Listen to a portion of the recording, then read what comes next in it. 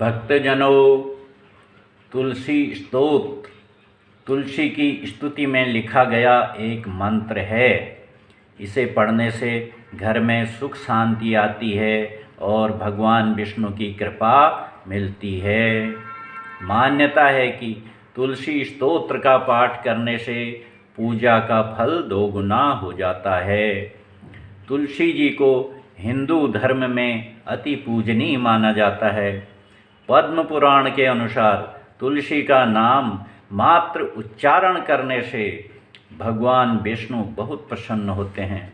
साथ ही मान्यता है कि जिस घर के आंगन में तुलसी होती है वहाँ कभी कोई कष्ट नहीं आता।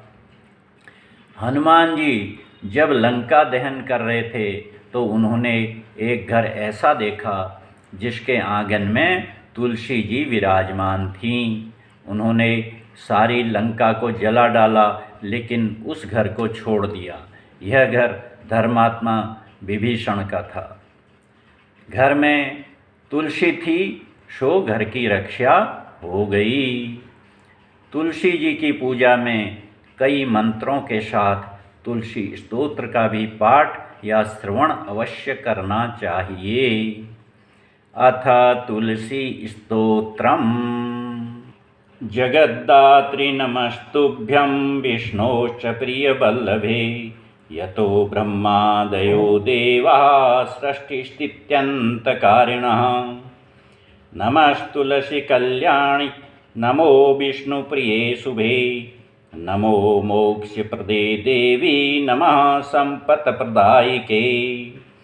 तुलसी पातु मां नित्यं सर्वापद्भ्योऽपि सर्वदा, कीर्तितापि स्मृता वापि पवित्रयति मानवम्। नमामि शिरसा देवीं तुलसीं विलसत्तनुमा, यां दृष्ट्वा पापिनो मर्त्या मुच्यन्ते सर्वकिल्बिषात्। तुलस्या रक्षितं सर्वं जगदेतच्चराचरं, या विनिहन्ति पापानि दृष्ट्वा वा पापिभिर्नरः। नमस्तुलस्यतितरां यस्यै बद्धवाञ्जलिं कलौ, कलयन्ति सुखं सर्वं स्त्रियो वैश्यास्तथा परे।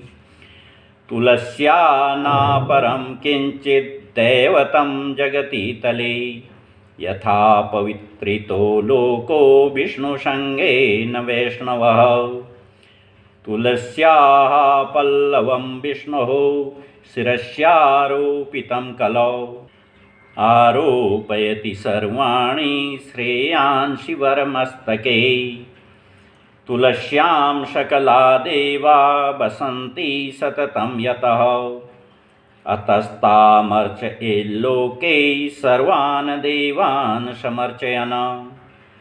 नमस्तुलसी सर्वज्ञे पुरुषोत्तमवल्लभे, पाहि मां सर्वपापेभ्यः सर्वसम्पत्प्रदायिके।